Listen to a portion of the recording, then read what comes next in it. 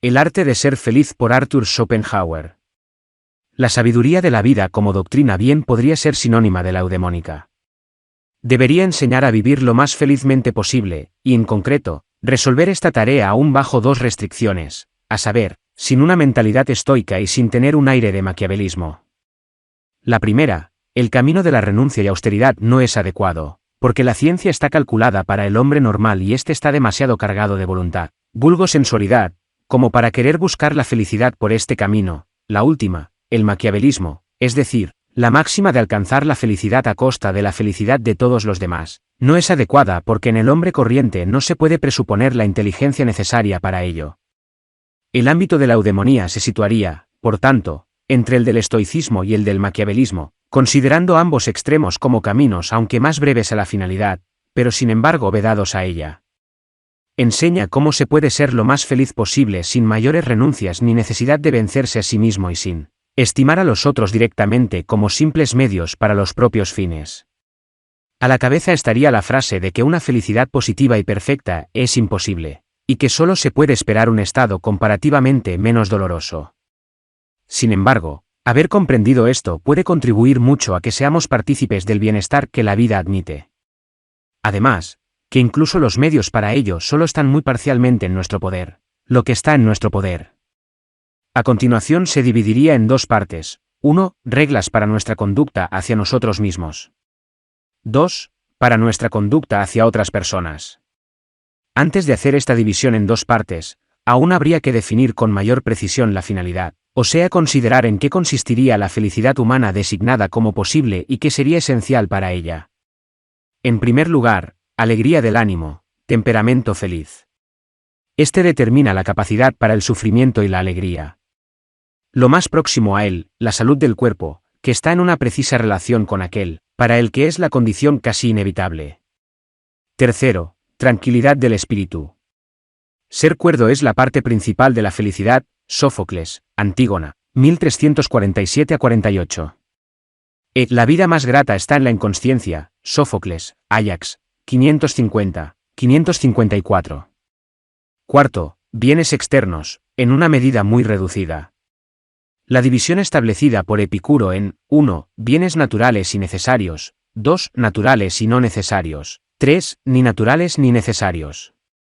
En las dos partes arriba indicadas solo se debería enseñar cómo se alcanza todo esto. Lo mejor lo hace la naturaleza en todas partes, pero en aquello que depende de nosotros. Esto se haría por medio del establecimiento de reglas para la vida, pero estas no deberían sucederse pele-mele, sino puestas bajo rúbricas, de las que cada una tendría a su vez sus subdivisiones. Esto es difícil y no conozco ningún trabajo previo al respecto. Por eso, lo mejor es apuntar las reglas de esta clase primero tal como se nos ocurran y rubricarlas después y subordinarlas unas a otras. Como ensayo, regla número 1 acerca de ello. ¿Por qué habría de ser necio procurar en todo momento que se disfrute en lo posible del presente como lo único seguro? Puesto que toda la vida no es más que un trozo algo más largo del presente y como tal totalmente pasajera. Acerca de ello número 14. Regla número 2: evitar la envidia. Nunquam felix eris, dam te torquebit felicie. Nunca serás feliz si te atormenta que algún otro es más feliz que tú. Séneca, de Ira, 3:33. Cum cogitaveris quod te antecedan, respice quod sequantur. Cuando piensas cuántos se te adelantan, ten en cuenta cuántos te siguen. Séneca, Epistulae de Lucilium, 15:10. BS número 27. Regla número 3: carácter adquirido. Página 436 de la obra. Al lado del carácter inteligible y del empírico, hay que mencionar otro que es diferente de estos dos: el carácter adquirido, al que solo se consigue en la vida a través del ejercicio en el mundo, y del que se habla cuando se elogia a alguien como hombre con carácter o cuando se critica a alguien por su falta de carácter. Se podría pensar que el carácter empírico, en tanto manifestación del inteligible, por ser invariable, como todo fenómeno natural, consecuente en sí mismo, también en el ser humano debería mostrarse siempre igual a sí mismo y consecuente, y que no sería necesario que se adquiera artificialmente un carácter por medio de la experiencia y la reflexión. Pero no es así, y aunque siempre somos la misma persona, no siempre nos comprendemos a nosotros mismos en todo momento, sino que nos equivocamos con respecto a nosotros mismos hasta que hemos alcanzado en cierto grado el verdadero conocimiento de nosotros mismos. Siendo un mero impulso natural, el carácter empírico es en sí mismo irracional, es más, sus manifestaciones encima las perturba la razón, y lo hace tanto más cuanto mayor sea la sensatez y fuerza de pensamiento que posea una persona. Porque éstas siempre le muestran lo que le corresponde al ser humano en general en tanto carácter de toda la especie, y lo que son las posibilidades de éste a partir de su volición y sus esfuerzos. Debido a este hecho le resulta más difícil comprender lo que él mismo, conforme a su individualidad, quiere y puede dentro de todo el conjunto de posibilidades. Dentro de sí mismo encuentra las predisposiciones para los más diversos esfuerzos y aspiraciones, pero sin experiencia no llega a ver con claridad el grado en que los mismos se encuentran en su individualidad, y aunque se decidiera solo por las tendencias que son adecuadas a su carácter, no deja de sentir, especialmente en determinados momentos y estados de ánimos, el estímulo para otras totalmente opuestas e irreconciliables con aquellas, a las que habrá que reprimir del todo si quiere dedicarse a las primeras sin sentirse perturbado. Porque así como nuestro camino físico sobre la Tierra siempre es tan solo una línea y no una superficie, si queremos asir y poseer una cosa, debemos dejar a diestra y siniestra incontables otras cosas y renunciar a ellas. Cuando no podemos decidirnos a hacerlo, sino que nos sentimos tentados de asir con las manos todo lo que nos apetece al pasar por delante, como los niños en las ferias, entonces se trata de la tendencia errónea de querer extender la línea de nuestra vida a una superficie, pues caminamos en zigzag, deambulamos sin rumbo como fuegos fatuos y no alcanzamos propósito alguno. O, para usar otra parábola, según la doctrina del derecho de Hobbes, en un origen todos tienen derecho a todas las cosas pero a ninguna en exclusividad, pero cada uno puede, sin embargo, obtener un derecho exclusivo a cosas singulares cuando renuncia su derecho a todas las demás cosas, al tiempo que los otros hacen lo mismo con respecto a lo que cada uno ha elegido como suyo. Justamente así ocurre en la vida, donde solo podemos alcanzar con seriedad y fortuna un único propósito, trátese del placer, del honor, la riqueza, la ciencia, el arte o la virtud, si abandonamos todas las exigencias que le son ajenas, si renunciamos a todo lo demás. Por eso el mero querer, y también poder, por sí mismos aún no bastan, sino que un hombre también debe saber lo que quiere, y debe saber lo que puede hacer. Solo así dará pruebas de su carácter, y solo entonces puede realizar algo con logro. Antes de haber llegado a ese extremo, con indiferencia de las consecuencias naturales de su carácter empírico, de hecho no tiene carácter y aunque en conjunto debe ser fiel a sí mismo y recorrer su camino, es arrastrado por su demonio. Así, no seguirá una trayectoria perfectamente recta, sino una línea temblorosa y desigual, vacilará, se desviará, volverá atrás, se causará a sí mismo arrepentimientos y dolor. Todo esto le pasa porque en las cosas grandes y pequeñas tiene ante los ojos todo cuanto es posible y alcanzable, al ser humano, pero sin saber cuál de todas esas opciones es para él la única apropiada y realizable e incluso la única que puede disfrutar. Por eso envidiará a más de uno por su situación y circunstancias, cuando éstas solo son apropiadas para el carácter de esos otros y no para el suyo, y en las que se sentiría infeliz y ni siquiera las soportaría. Pues tal como el pez solo se siente bien en el agua, el pájaro en el aire y el topo debajo de la tierra, así todo ser humano solo se siente bien en el ambiente que le es apropiado. Por ejemplo, el aire de la corte no es respirable para cualquiera. Por carecer de la comprensión suficiente de todo ello, algunos fracasarán en diversos intentos, en ciertos aspectos forzarán su carácter propio sin poder dejar de serle fiel en conjunto, y lo que alcanzan así con muchos esfuerzos contra su naturaleza no les dará placer alguno. Lo que aprenden de este modo permanecerá inerte, e incluso desde el punto de vista ético, una acción demasiado noble para su carácter, surgida no de un impulso puro e inmediato, sino a partir de un concepto o dogma. Perderá todo su mérito también a sus propios ojos por el arrepentimiento egoísta que sentirá después. Belle non dicitur, el querer no se puede aprender, Séneca, Epistulae ad Lucilium, 81, 14.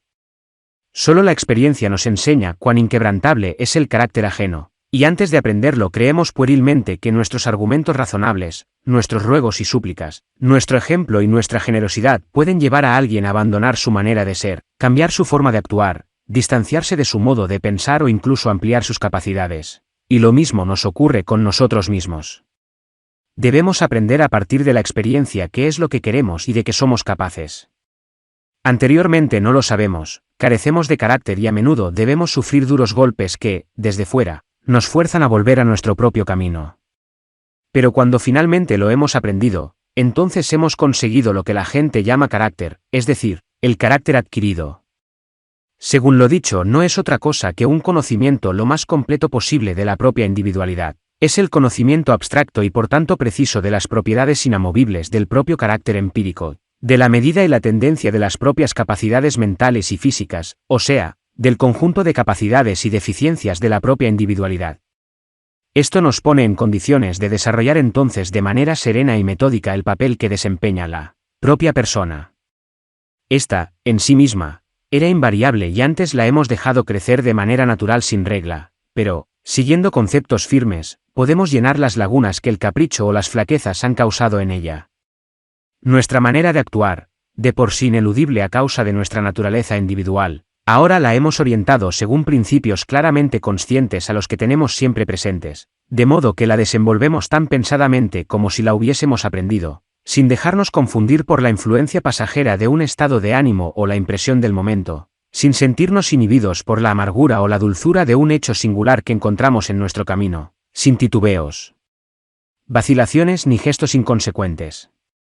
Ya no actuaremos como principiantes que ponderan, intentan, tantean, para ver lo que realmente quieren o pueden hacer, sino que lo sabemos de una vez por todas, de modo que, en cualquier elección, solo hemos de aplicar proposiciones generales a casos particulares y llegamos pronto a la decisión. Conocemos nuestra voluntad en general y no nos dejamos seducir por estados de ánimo o sugerencias externas a decidir en lo particular lo que en conjunto es contrario a aquella. También conocemos la índole y la dimensión de nuestras capacidades y deficiencias, lo cual nos ahorrará muchos pesares. En efecto, no hay realmente otra manera de disfrutar que no sea el uso y la sensación de las propias fuerzas, y el mayor dolor nos causa la percepción de la carencia de fuerzas donde las necesitaríamos. Una vez que hemos averiguado dónde están nuestras capacidades e insuficiencias, cultivaremos nuestras disposiciones naturales sobresalientes para usarlas y aprovecharlas de todas las maneras posibles, y nos encaminaremos siempre en aquella dirección donde son útiles y válidas, mientras que evitaremos por completo, venciendo nuestros impulsos, a los propósitos para los que por naturaleza tenemos poco talento. Nos cuidaremos de intentar hacer lo que de todos modos no logramos. Solo quien ha conseguido esto será siempre con plena conciencia y del todo él mismo, y nunca se sentirá abandonado por sus fuerzas, puesto que siempre sabe lo que puede exigirse a sí mismo. Así, tendrá a menudo la alegría de experimentar sus capacidades y raras veces el dolor de tener que recordar sus deficiencias, lo cual significa una humillación que causa tal vez el mayor dolor al espíritu. Por eso es mucho más fácil encarar claramente el propio infortunio que la propia torpeza. Cuando estamos totalmente familiarizados con nuestras capacidades y deficiencias, ya no intentaremos mostrar puntos fuertes que no tenemos, no jugaremos con moneda falsa, porque estos engaños finalmente fallarán su meta. Dado que todo el ser humano solo es la manifestación de su voluntad, no puede haber nada más erróneo que, partiendo de la reflexión, pretender ser alguien diferente del que se es, porque esto significa una contradicción directa de la voluntad consigo misma. La imitación de características y peculiaridades ajenas es mucho más vergonzoso que vestir la ropa de otro, porque significa juzgarse a sí mismo como carente de valor. A este respecto, el conocimiento de la propia mentalidad y de todas las clases de capacidades personales y de sus límites variables es el camino más seguro para llegar a estar lo más satisfecho que se pueda de uno mismo. Porque tanto para las circunstancias interiores como para las exteriores es cierto que no hay otro consuelo eficaz que la plena certeza acerca de la necesidad ineludible. Un mal que nos ha afectado no nos atormenta tanto como pensar en las circunstancias que lo podrían haber evitado. Por eso, para tranquilizarnos no hay otro remedio mejor que el de considerar lo sucedido desde el punto de vista de la necesidad, desde el cual todos los accidentes se muestran como obra de un destino imperante, de modo que reconocemos el mal acaecido como inevitablemente producido por el conflicto entre circunstancias, interiores y exteriores, o sea como fatalidad. Y, de hecho, solo seguimos lamentándonos mientras esperamos poder impresionar así a los demás, y seguimos enfurecidos mientras hacemos inusitados esfuerzos para mantenernos excitados. Pero tanto niños como adultos saben conformarse tan pronto que comprenden claramente que las cosas no tienen remedio. Animo in pectoribus nostro domito necessitat. Dominando con fuerza el rencor guardado en el pecho. Homero, Ilíada, 18, v. 113. Nos parecemos a los elefantes capturados que durante muchos días siguen enfurecidos y agresivos, hasta que ven que es infructuoso y súbitamente ofrecen serenos su nuca al yugo, quedando domados para siempre. Somos como el rey David quien, mientras vivía su hijo, Imploraba a Jehová sin cesar y se mostraba desesperado, pero tan pronto como el hijo murió, dejó de pensar en él. A esto se debe que muchas personas soportan con total indiferencia incontables males persistentes, como la deformidad, la pobreza, el nivel social bajo, la fealdad, un lugar de residencia desagradable, a tal punto que ya ni siquiera los sienten, cual heridas cicatrizadas, simplemente porque saben que nada se escapa a la necesidad interior o exterior que se pueda modificar. Los más felices, en cambio, no comprenden cómo algo así puede soportarse. Nada nos reconcilia más firmemente con la necesidad exterior e interior como su conocimiento preciso. Cuando hemos reconocido de una vez por todas nuestros fallos y deficiencias lo mismo que nuestras características, buenas y capacidades, y hemos puesto nuestras metas de acuerdo con ellas, conformándonos con el hecho de que ciertas cosas son inalcanzables, entonces evitamos de la manera más segura y en la medida en que nuestra individualidad lo permite el sufrimiento más amargo, que es el descontento con nosotros mismos como consecuencia inevitable del desconocimiento de la propia individualidad, de la falsa presunción y la arrogancia que resulta de ella. Los capítulos amargos de la recomendación del conocimiento de sí mismo se pueden ilustrar excelentemente con este verso de Ovidio: Optimus aile nimi vindex, la edentia pectes vincula qui rupit, de Doluit que Semel. El mejor libertador de aquel espíritu fue quien rompió las ligaduras que le ataban el pecho y dejó de sufrir de una vez por todas. Ovidio, Remedia e Mouris, VV. 293 a 294. Aquí terminamos nuestro comentario sobre el carácter adquirido, que es menos importante para la ética propiamente dicha que para la vida en el mundo social, pero cuya consideración se juntaba, sin embargo, como tercer tipo al lado del carácter inteligible y del empírico, sobre los cuales nos tuvimos que extender en una reflexión algo más detallada para precisar cómo la voluntad, en todas sus manifestaciones, está sometida a la necesidad, al tiempo que en sí misma, no obstante, se la puede calificar como libre e incluso omnipotente. Mayor que regla número 4 sobre la relación entre las pretensiones y las posesiones. Anotación a la página 442 de la obra. Regla número 5, la medida natural e individual del dolor. Página 455 de la obra junto con anotaciones sobre la cura predominans. Regla número 6, hacer con buena voluntad lo que se puede y tener la voluntad de soportar el sufrimiento inevitable. Debemos vivir no como queremos, sino como podemos, Nomici Poetae Graeci, Fleischer, Lipsiae, 1817, página 30. Regla número 7, reflexionar a fondo sobre una cosa antes de emprenderla, pero, una vez que se ha llevado a cabo y se pueden esperar los resultados, no angustiarse con repetidas consideraciones de los posibles peligros, sino desprenderse del todo del asunto, mantener el cajón del mismo cerrado en el pensamiento y tranquilizarse con la convicción de que en su momento se ha ponderado todo exhaustivamente. Si el resultado, no obstante, llega a ser malo, ello se debe a que todas las cosas están expuestas al azar y al error. Regla número 8, limitar el propio ámbito de acción, así se da menos praís al infortunio. La limitación nos hace feliz, etc. Regla número 9, el prudente no aspira al placer, sino a la ausencia de dolor. Aristóteles, Ética a Nicómaco, 7, 11, 1152b15. Regla número 10, subjice terrationi si tibi subjicere vis amnie. Sic fere Séneca, sométete a la razón si quieres someterlo todo, así aproximadamente Séneca, Epistulae ad Lucilium, 37, 4. V número 21. Regla número 11, una vez que un infortunio se ha producido y no se puede remediar, no permitirse pensar que pudiera ser de otra manera, como el rey David y los elefantes capturados. De otro modo uno se convierte en un torturador de sí mismo, Terencio.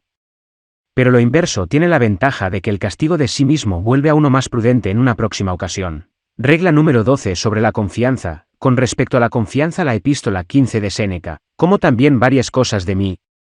Nada será tan provechoso como comportarse de manera no llamativa y hablar muy poco con los demás, pero mucho consigo mismo.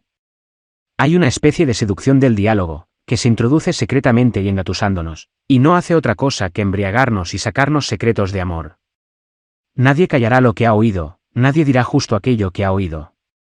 Aquel que no puede callar sobre un asunto, tampoco mantendrá silencio sobre su autor.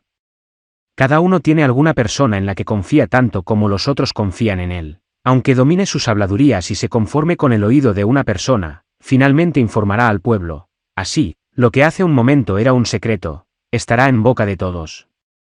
Regla número 13, cuando estamos alegres, No debemos pedirnos permiso para ello con la reflexión de si a todas luces tenemos motivo para estarlo.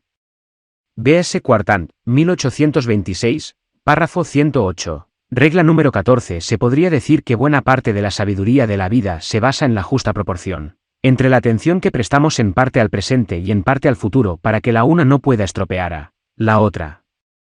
Muchos viven demasiado en el presente, los imprudentes, otros demasiado en el futuro. Los miedosos y preocupados, raras veces alguien mantendrá la medida justa.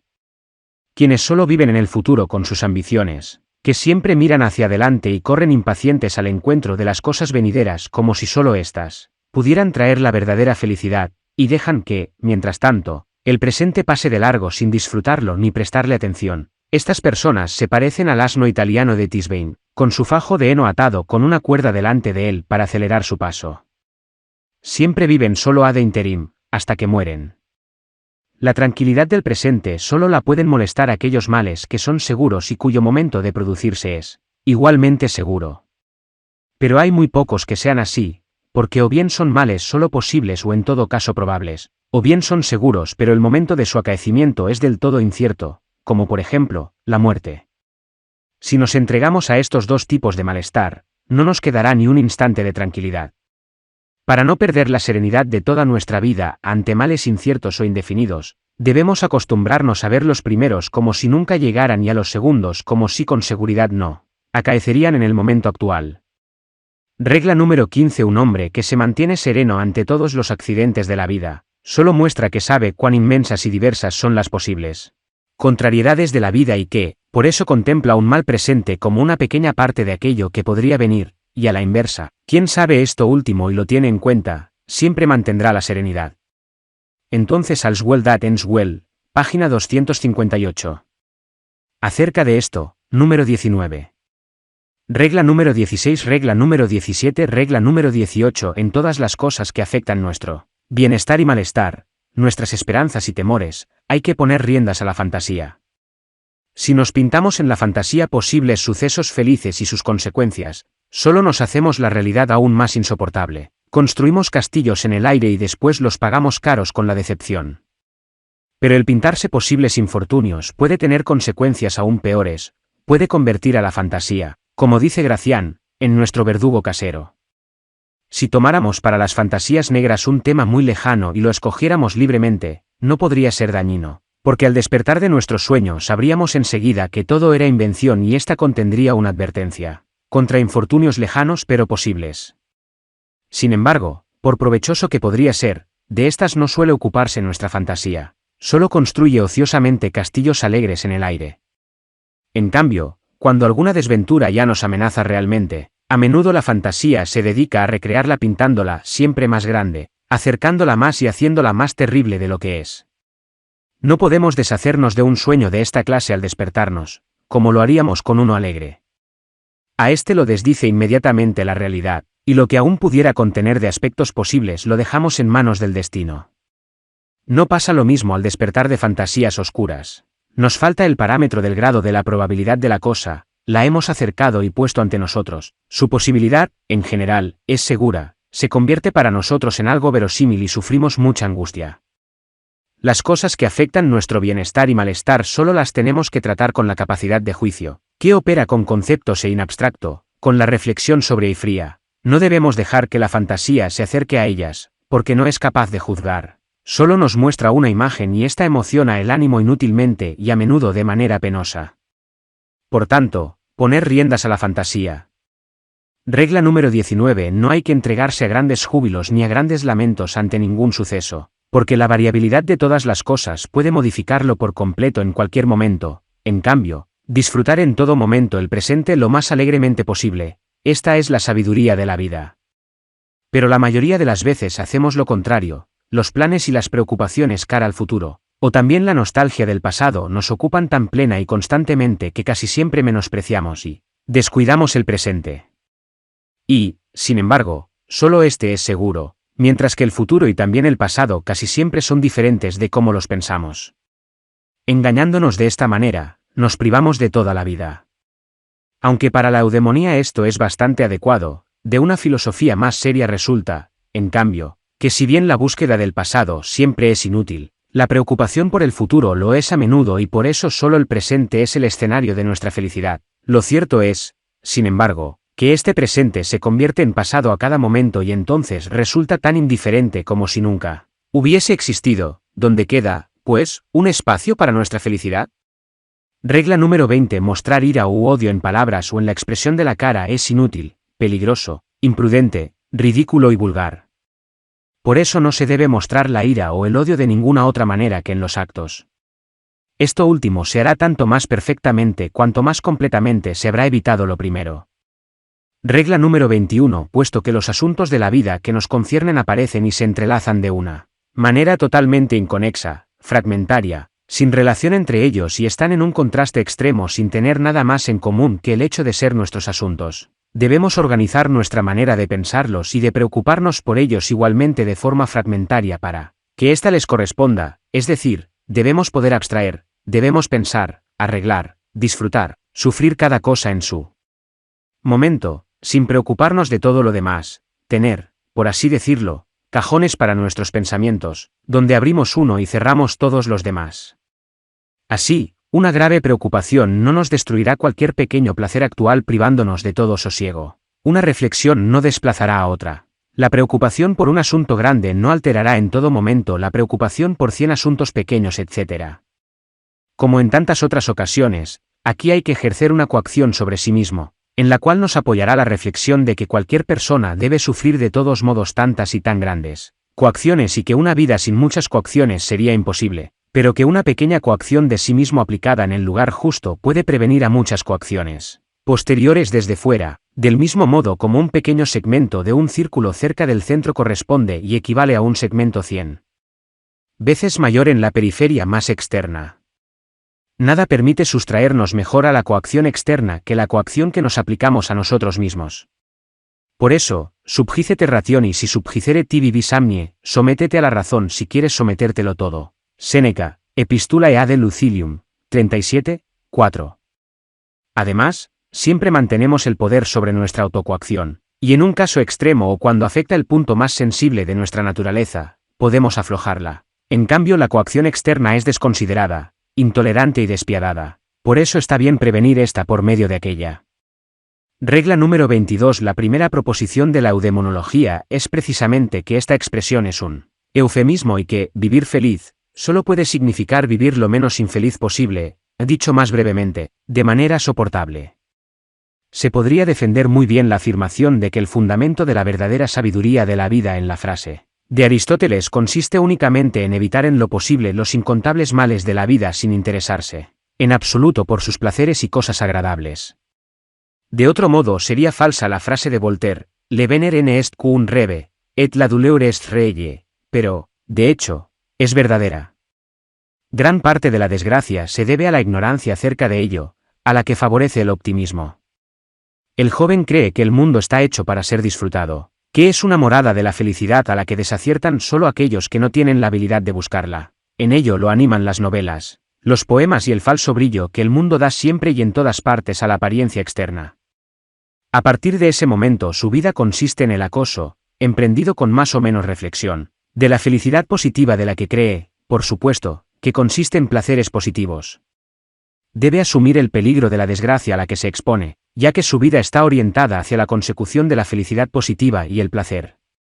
La caza de un venado que no existe lo lleva normalmente a la muy real y positiva desgracia. El camino de la sabiduría de la vida, en cambio, consiste en partir de la convicción de que toda felicidad y placer solo son de carácter negativo, mientras que el dolor y la carencia son de índole real y positiva. A partir de ahí lo que orienta todo el plan de vida es el propósito de evitar el dolor y de mantenerse alejado de la carencia, y a este respecto se puede lograr algo, pero con cierta seguridad solo cuando no se altera el plan con la aspiración a la quimera de la felicidad positiva. Una confirmación de esto es el principio básico de Midler en las afinidades selectivas. El necio corre detrás de los placeres de la vida y se ve engañado, porque los males que quería evitar son muy reales. Y si ha dado un rodeo demasiado grande para evitarlos abandonando algunos placeres innecesariamente, no ha perdido nada, porque todos los placeres son quimeras. Sería indigno y ridículo lamentarse de placeres perdidos. Regla número 23. Plauto dice, est in vita quasi cum ludas tesseris. Si ide quod hac tu opus erat forte non cecidit, ide quod cecidit arte corrigas, sic fee. En la vida es como en el juego de dados, si una tirada no cae como la necesitas, el arte debe corregir lo que el azar ofrece, así aproximadamente Terencio, no Plauto, Edelfi. 4, 7, versos 739 a 741. Una parábola parecida es esta: en la vida ocurre como en el ajedrez, en ambos hacemos un plan, pero este queda del todo condicionado por lo que en el ajedrez hará el contrario, y en la vida, el destino. Las modificaciones que así se producen, generalmente son tan importantes que nuestro plan apenas es reconocible en algunos rasgos básicos cuando lo realizamos. Regla número 24 sobre las edades de la vida. Regla número 25. Debemos intentar conseguir que veamos aquello que poseemos con la misma mirada como lo estaríamos mirando si alguien nos lo quitara. Sea lo que sea, propiedad, salud, amigos, amantes, esposa e hijos, la mayoría de las veces solo sentimos su valor después de haberlos perdido. Si lo conseguimos, en primer lugar, la posesión nos hará más inmediatamente felices, y, en segundo lugar, prevenimos entonces por todos los medios la pérdida, no expondremos lo que poseemos a ningún peligro, evitaremos que se enojen los amigos, no pondremos a prueba la fidelidad de las mujeres, vigilaremos la salud de los niños, etc. Al mirar todo aquello que no poseemos solemos pensar, ¿cómo sería si eso fuese mío? Y de este modo llegamos a sentir la falta. En lugar de ello, ante las cosas que poseemos deberíamos pensar a menudo, ¿cómo sería si perdiera esto? Regla número 26. Poner una meta a nuestros deseos, frenar nuestras apetencias, domar nuestra ira, tener siempre en mente que el ser humano no puede alcanzar más que una mínima parte de todo lo deseable y que muchos males son inevitables, así podremos, sustinere et abstinere, soportar y renunciar. Además, también en posesión de la mayor riqueza y del mayor poder nos sentiremos miserables. Inter cunta ligis etc., et per contavere doctos, qua ratione queas traducere leniteribem, num te semper in ob sagitet vexet que Cupido, num pavor et rerum mediocriter utilium spes. Mientras emprendes una obra lee y consultas siempre a los doctos, acerca de cómo puedas llevar la vida con la mente serena, que el deseo siempre necesitado no te atormente ni tampoco el miedo y la esperanza ante cosas poco útiles. Horacio, Epistulae, I, 18, versos 96 a 99. Regla número 27. Observar más a menudo a los que se encuentran peores que a los que parecen estar mejores, en comparación con nosotros. Para nuestros verdaderos males no hay consuelo más eficaz que la observación de sufrimientos mucho más grandes de otros, al lado aquel que nos da el trato con los soceis malorum, compañeros en la desgracia, que se encuentran en la misma situación como nosotros. Regla número 28. Sobre las edades de la vida. Es un error compadecer la falta de alegría de la vejez, lamentar que algunos placeres le son negados. Todo placer es relativo, a saber, no es más que la satisfacción, el saciar una necesidad. El hecho de que el placer queda suprimido cuando se elimina la necesidad es tan poco lamentable como el de que alguien no puede seguir comiendo después de levantarse de la mesa o que no puede seguir durmiendo después del descanso nocturno. Es mucho más correcto el juicio de Platón, República, y sobre la vejez por considerarla feliz en cuanto finalmente se calma la apetencia carnal por las mujeres. La comodidad y la seguridad son las necesidades principales de la vejez. Por eso los viejos aman sobre todo el dinero como sustituto de las fuerzas que les faltan. Al lado de ello están los placeres de la comida que sustituyen los placeres del amor. En lugar del deseo de ver, viajar y aprender lo ocupa el de enseñar y hablar. Pero es una suerte para el anciano si conserva el amor por el estudio, por la música e incluso por el teatro. Regla número 29. La frase de Epicuro, menor que la riqueza acorde con la naturaleza está delimitada y es fácil de conseguir. Pero la de las vanas ambiciones se derrama al infinito, punto mayor que, Diógenes Laertios, Vitae Philosophorum X, 144. Menor que, entre los deseos unos son naturales y necesarios. Otros naturales y no necesarios. Otros no son naturales ni necesarios, sino que nacen de la vana opinión, punto mayor que, Diógenes Laertios, Vitae Philosophorum, X, 149. Regla número 30. La actividad. El emprender algo o incluso solo aprender algo es necesario para la felicidad del ser humano. Quiere poner en acción sus fuerzas y percibir de alguna manera el éxito de estas actividades. Tal vez porque esto le garantiza que sus fuerzas pueden cubrir sus necesidades. Por eso, durante largos viajes de recreo, uno se siente a veces muy infeliz. Esforzarse y luchar contra algo que se resiste es la necesidad más esencial de la naturaleza humana. La inmovilidad, que sería plenamente suficiente para el placer tranquilo, le resulta imposible. Superar obstáculos es el placer más completo de su existencia, para él no hay nada mejor.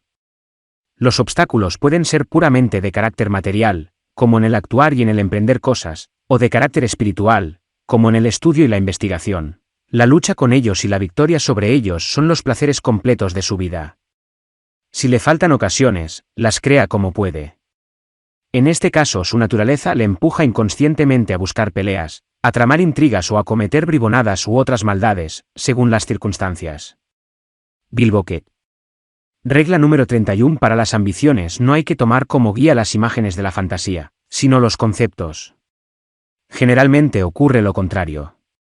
Particularmente en la juventud, la meta de nuestra felicidad se fija en forma de algunas imágenes que a menudo vemos en la fantasía durante toda la vida o hasta su mitad, y que en realidad son fantasmas burlones.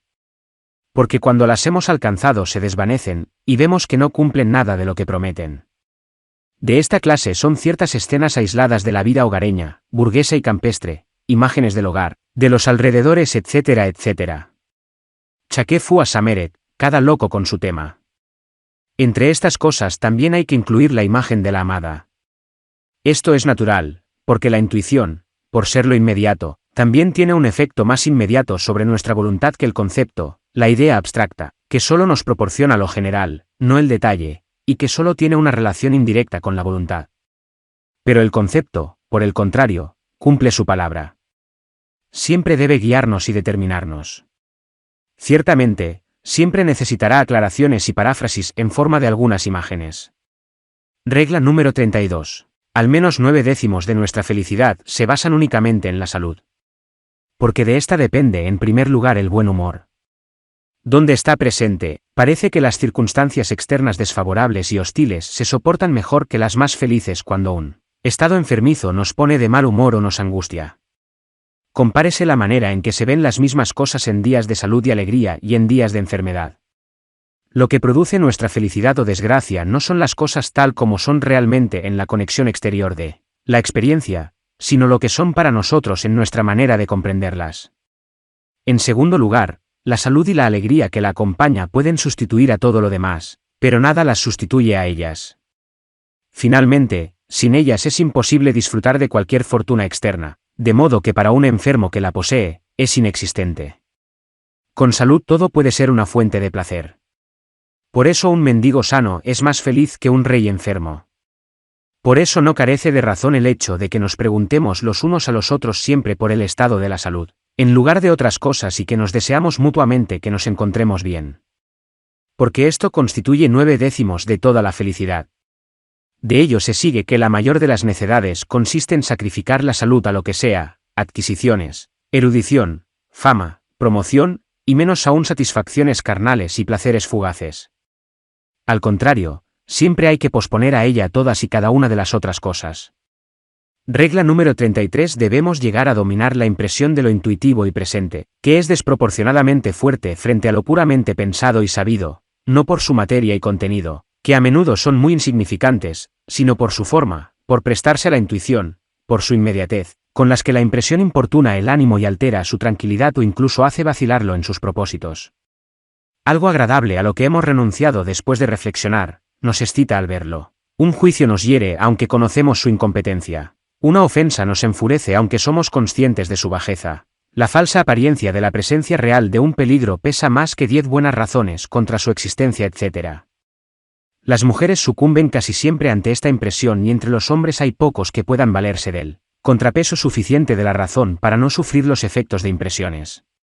Cuando no podemos dominarlas del todo con el recurso a pensamientos puros, entonces lo mejor es neutralizar una impresión por medio de otra contraria, por ejemplo, la impresión de una ofensa, por medio de encuentros con aquellos que nos tienen en alta estima, la impresión de un peligro que amenaza, por medio de la observación real de lo que actúa en contra de él.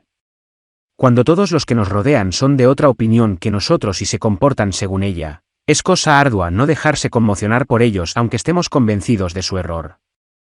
Porque lo existente, lo que se puede ver, por ser fácilmente abarcable con la mirada, actúa siempre con su plena fuerza, los pensamientos y razones, en cambio, requieren tiempo y tranquilidad para ser elaborados mentalmente, de modo que no los podemos tener presentes en cada momento. Para un rey fugitivo que viaja de incógnito, la secreta ceremonia de sumisión de su acompañante habitual debe de ser un apoyo casi necesario para que no acabe dudando de sí mismo. Según lo que hemos dicho, el conocimiento intuitivo, que nos importuna en todo momento y da a lo insignificante e instantáneamente presente una importancia, significación desproporcionadas, constituye una perturbación y falsificación constante del sistema de nuestros pensamientos. Lo que también ocurre, a la inversa, en esfuerzos físicos, como he mostrado en la obra, El mundo como voluntad y representación, donde los pensamientos perturban la captación intuitiva pura. Regla número 34. Cuando miramos el transcurso de nuestra vida y vemos cómo hemos fallado ciertas oportunidades de suerte y hemos provocado ciertos momentos de infortunio. El curso errático del laberinto de la vida, Goethe, Fausto, y dedicatoria, V14. Podemos excedernos fácilmente en reproches contra nosotros mismos. Porque el curso de nuestra vida no es en absoluto simplemente nuestra propia obra, sino el producto de dos factores, a saber, de la serie de acontecimientos y de la serie de nuestras decisiones, y lo es incluso de tal manera que, en ambas series, nuestro horizonte es muy limitado y que no podemos predecir de lejos nuestras decisiones y menos aún prever los acontecimientos, sino que de ambas series solo conocemos las decisiones y acontecimientos actuales.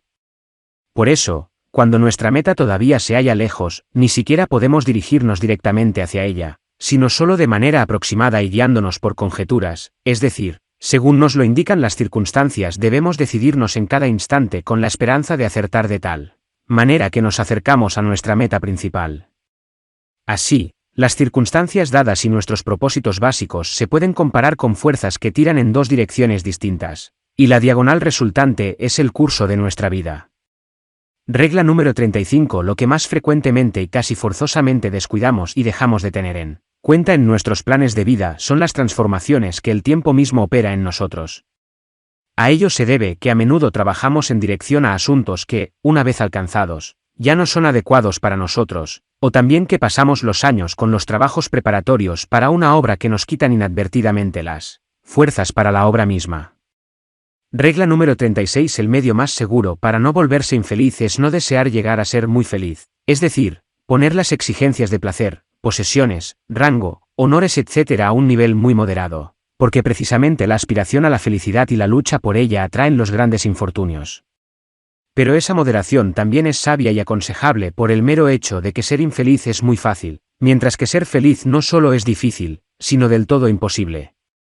En particular no conviene edificar la felicidad sobre un fundamento muy ancho por medio de muchos requisitos, porque si se sostiene sobre tal fundamento se derrumba con la mayor facilidad. Puesto que el edificio de nuestra felicidad se comporta a ese respecto a la inversa de cualquier otro, que se sostiene más firmemente sobre una base amplia.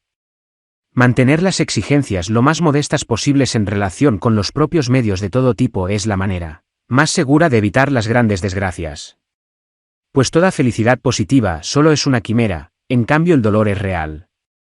Aurim quisquis mediocritatem diligit, tutus queret obsoletis ordibustecti, queret invidenda sobrius aula.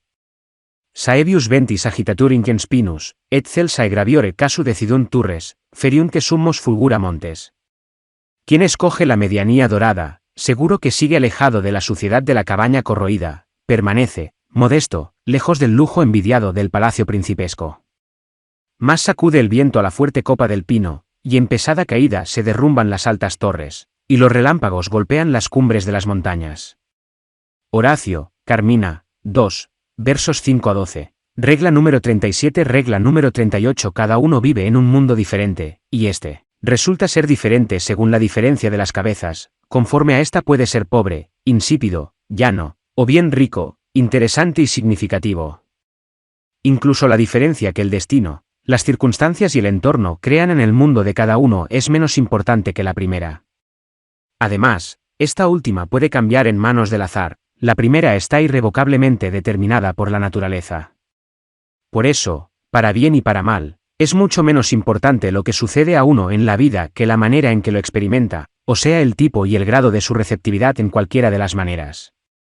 No es razonable que a menudo uno envidie a otro por algunos sucesos interesantes de su vida. En lugar de ello debería tener envidia de la sensibilidad gracias a la cual esos sucesos parecen tan interesantes en su descripción. El mismo acontecimiento, que resulta tan interesante cuando lo vive un genio, en una cabeza sosa se habría convertido en una escena insípida del mundo cotidiano. Así, la misma escena que para un melancólico puede ser trágica, lo es mucho menos para un flemático y un sanguíneo. Por eso deberíamos aspirar menos a la posesión de bienes externos que a la conservación de un temperamento alegre y feliz y de una mente sana que en buena medida dependen de la salud, mens sana in corpore sano. Una mente sana en un cuerpo sano, Juvenal, Satire, 4, 10, 356. Al principio de la eudemonía he dicho que lo que tenemos y lo que representamos son aspectos muy secundarios frente a lo que somos. Únicamente el estado de la conciencia es lo duradero y lo que tiene un efecto constante. Todo lo demás solo tiene una influencia pasajera. El predominio del intelecto sobre la voluntad, puesto que ésta siempre causa mucho sufrimiento y poca alegría verdadera, el gran vigor y capacidad del intelecto que expulsa el aburrimiento y hace al ser humano interiormente rico, que logra infinitamente más que todas las distracciones que la riqueza puede comprar, además, un ánimo contento y razonable, estas son las cosas que importan mucho. Con respecto a la felicidad de nuestra existencia, el estado, la condición de la conciencia, es absolutamente lo principal. Porque solo la conciencia es lo inmediato, mientras que todo lo demás es mediato por y dentro de éste. Puesto que nuestra vida no es inconsciente como la de las plantas, sino consciente y tiene como base y condición una conciencia, es evidente que la condición y el grado de plenitud de esta conciencia es lo más esencial para una vida, agradable o desagradable. Regla número 39. Regla número 40. Habitualmente tratamos de serenar el gris del presente, especulando sobre posibilidades favorables y nos inventamos 100 esperanzas ilusas que todas ellas están preñadas de un disappointment, decepción, si permanecen incumplidas. En lugar de ello haríamos mejor en tomar todas las posibilidades malas como objeto de nuestra especulación, lo cual nos motivaría en parte a tomar precauciones para prevenirlas, en parte daría lugar a sorpresas agradables si no se cumplen. Regla número 41. Cuando se ha producido algo malo, no permitirse siquiera el pensamiento de que pudiera haber sido de otra manera, que pudiera ser diferente. Fatalismo, ya hemos hablado de él. Es bueno de manera inmediata, pero no de manera indirecta. Regla número 42. Una de las insensateces mayores y más frecuentes es hacer amplios preparativos para la vida, no importa de qué tipo sean. En relación con ellos también se calcula al principio la plena duración de una vida humana a la que, sin embargo, solo muy pocos alcanzan. Pero además, aunque vivieran tanto tiempo, es demasiado corta para los planes, porque su realización siempre requiere mucho más tiempo de lo que se suponía. Por añadidura, como todos los asuntos humanos, están expuestos al fracaso y a los obstáculos a tal punto que raras veces se los puede llevar a término, y si, finalmente, se ha logrado todo, no se ha tenido en cuenta que el ser humano mismo cambia con los años y que no conserva las mismas capacidades para los esfuerzos ni para disfrutar.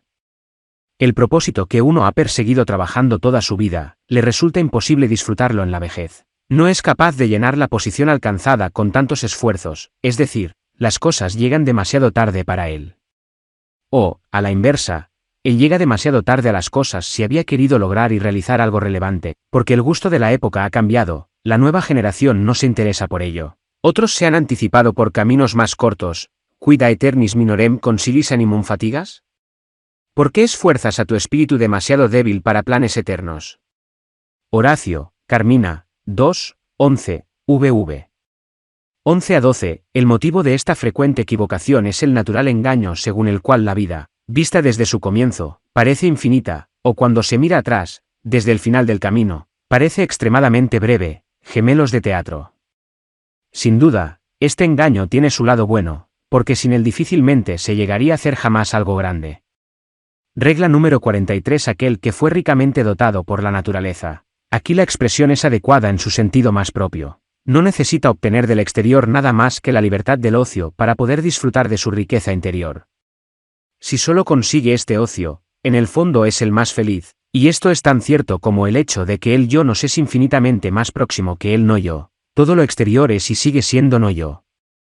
Únicamente lo interior, la conciencia y su estado son el yo y solo en él se halla nuestro bienestar y malestar. Al margen, estos conceptos de yo y no yo son demasiado imprecisos para la metafísica, porque el yo no es algo simple, sin embargo, para la eudemonología son suficientes. Regla número 44. La verdad principal de la eudemonología sigue siendo que importa mucho menos lo que se tiene o representa de lo que se es. La mayor fortuna es la personalidad, véase Goethe, Westostlicher Divan, libro Sulake, parte séptima. En todo y con todo, en realidad, uno disfruta solo de sí mismo. Si el yo mismo no vale mucho, entonces todos los placeres son como vinos deliciosos en una boca con un regusto a hiel. Como los grandes enemigos de la felicidad humana son dos, el dolor y el aburrimiento, la naturaleza también dio a los seres humanos una protección contra ambos, contra el dolor, que mucho más frecuentemente es espiritual que físico, la alegría, y contra el aburrimiento, el espíritu. Sin embargo, ambos no están emparentados, y en los grados más altos, probablemente incluso son incompatibles. El genio es pariente de la melancolía, Aristóteles Ait, o unas ingeniosos melancólicos esi. Aristóteles dice que todos los hombres geniales son melancólicos, Cicerón, Tusculanae Disputations, y 33-80, y los ánimos muy alegres solo tienen capacidades espirituales superficiales. Por eso, cuanto mejor una naturaleza está armada contra uno de estos males, tanto peor suele estarlo contra el otro. Ninguna vida puede permanecer del todo libre de aburrimiento y dolor. Ahora bien, significa un favor especial del destino cuando un ser humano se ve principalmente expuesto a aquel de los dos males contra el que la naturaleza le ha armado mejor, o sea, si manda mucho dolor allí donde hay mucha alegría para soportarlo, y mucho ocio libre allí donde hay mucho espíritu, pero no a la inversa. Porque el espíritu hace sentir el dolor de manera doble y múltiple, y para una mente alegre sin espíritu la soledad y el ocio sin ocupación son del todo insoportables. Regla número 45, de mal genio. Es aquel que ante oportunidades iguales a favor y en contra de él no se alegra cuando el resultado le es favorable, pero que se enoja cuando le es desfavorable. De buen genio / alegre. Es aquel que se alegra de un buen resultado y no se enoja cuando es desfavorable. Regla número 46. Aristóteles define la vida filosófica como la más feliz, Ética a Nicómaco, X, 7-9. Regla número 47. Entre lo que uno tiene están principalmente los amigos. Mas esta posesión tiene la particularidad de que el poseedor tiene que ser en la misma medida propiedad del otro. En un libro de huéspedes del siglo XVII, que pertenecía a los reyes de Sajonia y se encuentra en el castillo de Caza Moritzburg, apuntado por algún noble de entonces, Emur veritable amitié durable tout le reste audaïevel. Sobre la amistad Aristóteles, Ética a Nicómaco, X, 8-10, y Ética eudémica, 7. Regla número 48. Sobre la felicidad en general vale la pena leer y es bonito Aristóteles, Ética a Nicómaco, X, 7-10, y Ética eudémica, 7-2, 1238-12, dice, Cil, la felicidad pertenece a los que se bastan a sí mismos. Le venere ne est pas chose aisée, il est très difficile de le trouver en nous, et impossible de le trouver ailleurs. La felicidad no es cosa fácil. Es muy difícil encontrarla dentro de nosotros mismos, e imposible encontrarla en otra parte. Chamfort, Oubre, volumen 4, Caracteres et anecdotes, Imprimerie des Sciences et des Arts, París, 1795, página 433. Regla número 49. La definición de una existencia feliz sería, una existencia tal que, vista objetivamente, porque aquí importa un juicio subjetivo, según una reflexión fría y madura, sería decididamente preferible al no ser. Del concepto de una tal existencia se sigue que la queremos por ella misma, pero no solamente por el miedo a la muerte, y de ello se sigue, a su vez, que quisiéramos que fuera de duración infinita. Si la vida humana se adecua o puede adecuarse al concepto de una tal existencia es una pregunta que, como se sabe, mi filosofía niega. La eudemonología, en cambio, presupone sin más su afirmación. Regla número 50. Toda realidad, es decir, todo presente colmado, consiste en dos mitades, el objeto y el sujeto, en una combinación tan necesaria y esencial como la del oxígeno y del hidrógeno en el agua. Si la mitad objetiva es absolutamente igual pero la subjetiva diferente, o a la inversa, la realidad o el presente ya no es el mismo. La mitad objetiva, por muy buena que sea, solo da una realidad y un presente malos si la mitad subjetiva es tosca y mala, como un hermoso paisaje cuando hace mal tiempo, o cuando se capta en una cámara oscura mala sobre una placa mal alisada. La mitad objetiva se encuentra en manos del destino y es variable, la mitad subjetiva somos nosotros mismos, y esta es esencialmente invariable. De ello se desprende claramente hasta qué punto nuestra felicidad depende de lo que somos, de nuestra individualidad, mientras que la mayoría de las veces solo se tiene en cuenta nuestro destino y aquello que tenemos. El destino puede mejorar, y la persona moderada no le pide mucho, pero un necio no deja de ser un necio y un zoquete grosero será eternamente un zoquete grosero, aunque en el paraíso estuviera rodeado de huríes. La mayor suerte es la personalidad, véase Goethe, Westostlicher Divan, libro Sulake, parte 7. Eudemonología. Lo que funda la diferencia en la suerte de los mortales se puede reducir a 3 puntos. 1. Lo que uno es decir, la personalidad en el sentido más alto, donde se incluyen salud, vigor, belleza, carácter moral, espíritu y formación del espíritu. 2. Lo que uno tiene, es decir, sus bienes materiales y posesiones. 3. Lo que uno representa. Esto se constituye de la opinión que otros tienen de uno, del rango y de la reputación.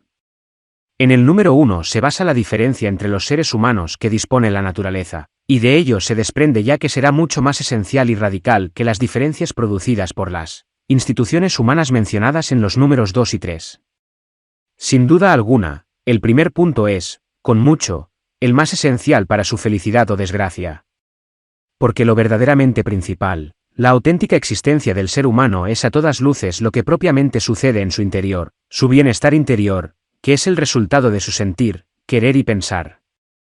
En un mismo entorno, cada uno vive en un mundo diferente, microcosmos. Los mismos procesos exteriores afectan a cada uno de manera diversa, y la diferencia que únicamente surge por medio de esta constitución interior es mucho mayor que aquella que las circunstancias exteriores imponen entre las diversas personas. De manera inmediata cada uno se enfrenta solo a sus representaciones, sentimientos, manifestaciones de la voluntad. Las cosas externas solo tienen una influencia en la medida en que son originadas por aquellas, pero solo en aquellas vive realmente, son las que hacen su vida feliz o infeliz. Un temperamento alegre que resulta de una salud perfecta y de una feliz organización, un espíritu claro, vivo, penetrante y de comprensión vigorosa, una voluntad moderada y suave son ventajas que ni rango ni riqueza pueden sustituir. Lo subjetivo es mucho más esencial que lo objetivo, constituye 9/10 con respecto al placer.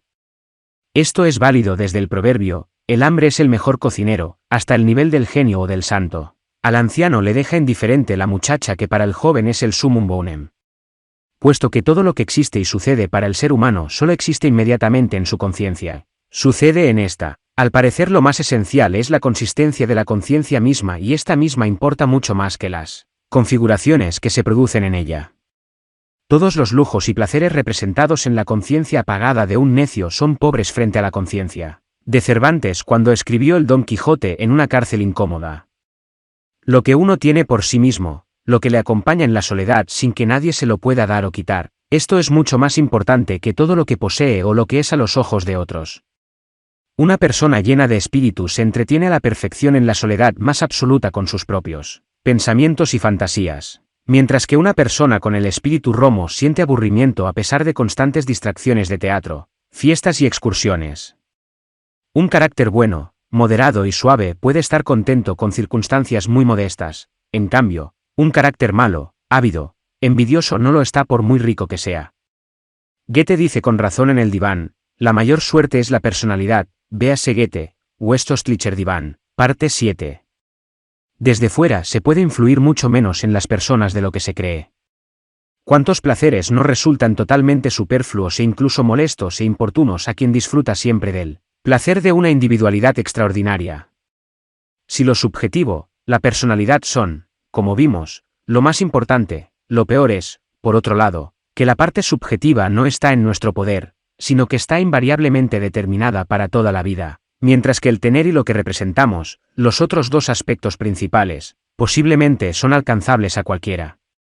Lo único que está en nuestro poder con respecto a la personalidad es que la aprovechemos de la manera más ventajosa posible, es decir, que le demos aquel tipo de formación que mejor le conviene y que evitemos cualquier otra, que nos pongamos en el lugar, estado, dedicación etc. que correspondan a esa personalidad, y segundo, que conservemos la posibilidad de disfrutar de ella.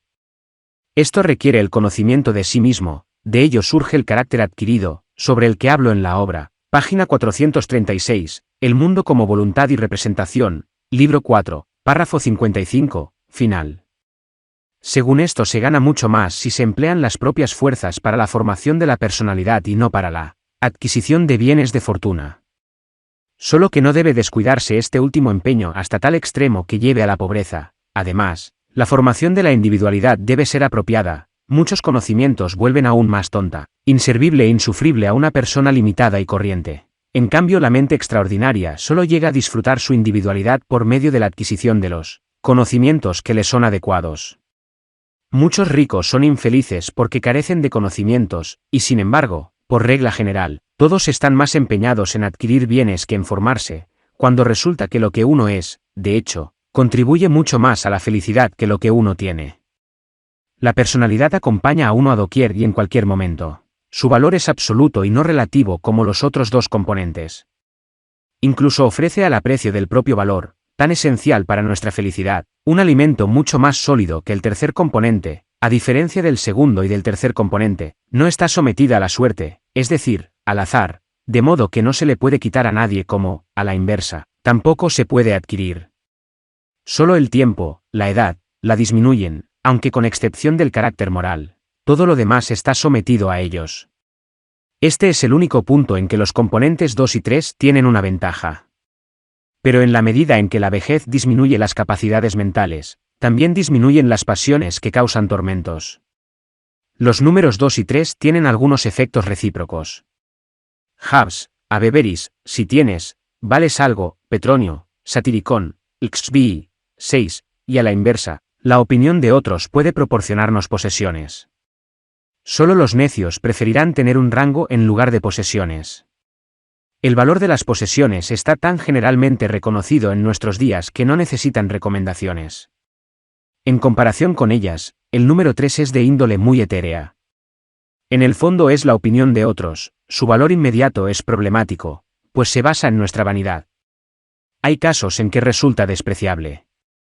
Mas su valor indirecto puede llegar a ser muy grande, ya que a menudo nuestras posesiones y nuestra seguridad personal dependen de ella. Hay que distinguir ambas cosas. Lo que uno representa, es decir, la opinión de los demás sobre nosotros no parece, ya a primera vista, algo esencial para nuestra felicidad, por eso se llama vanidad, vanitas. No obstante, es propio a la naturaleza humana otorgarle un gran valor. Resulta casi inexplicable cuánta alegría sienten todas las personas siempre que perciben señales de la opinión favorable de otros que halaga de alguna manera su vanidad. A menudo las señales de aplauso de los demás pueden consolar a alguien de una desgracia real o de la falta de los bienes del primer y segundo tipo, y, a la inversa, es sorprendente hasta qué extremo las personas se sienten ofendidas por cualquier herida de su vanidad, cualquier degradación o menosprecio. Esta es la base del sentimiento de honor. Y esta propiedad puede ser muy útil para la buena conducta, como sucedáneo de la moral.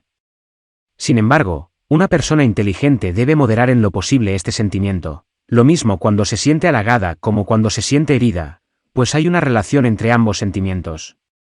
De otro modo sigue sometida a la triste esclavitud de la opinión ajena. Tam leve tam parvum est tanemes quod laudis avarum subruita iuti reficit, tan insignificante, tan pequeño es lo que oprime o eleva a un ánimo ambicioso. Horacio, Epistulae, 2, 1, versos 179 a 180.